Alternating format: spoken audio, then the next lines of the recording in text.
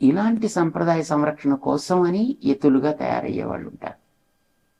అలాంటి వాళ్ళకి తప్పనిసరిగా ఆ స్థాయికి వచ్చిన తర్వాతనైనా లేదా ముందే దాని తగినటువంటి గ్రంథాలని అధ్యయనం చేసి దానికి కావలసినటువంటి జ్ఞానాన్ని సంపాదించి ఆ తర్వాత ఆ వ్యక్తి ఆ సన్యాసిగా ఆ స్థానాన్ని అలంకరించి ఉంటారు. అది పీఠం అంటారు.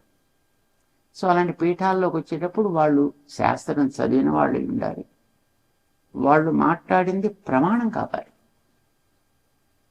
ఊరికే అక్కడ స్థానాల్లో ఉండడం కాదు. ధర్మాన్ని రక్షించాలి అని అంటే ధర్మం అనేది ఆకాశంలో దొరికే వస్తువు కాదు కదా, వేరే బజార్లో దొరికే వస్తువు అంతకంటే కాదు.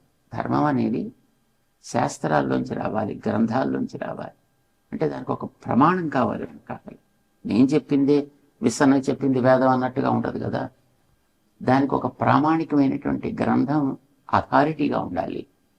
ఆ గ్రంథాన్ని వాడు చదివి ఉండాలి, అవసరమైన వాళ్ళకి చెప్పగలిగి ఉండాలి, అందులో ఉండేటువంటి తత్వాన్ని వివరించగలిగి ఉండాలి, అలాంటి వాళ్ళని ఆదరించగలిగి ఉండాలి.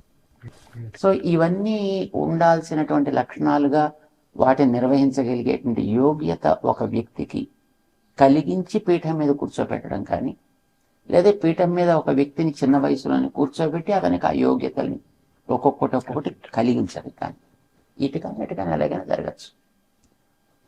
అది మనకి ప్రామాణికంగా ఉండేటువంటి సన్యాసం అంటే అది.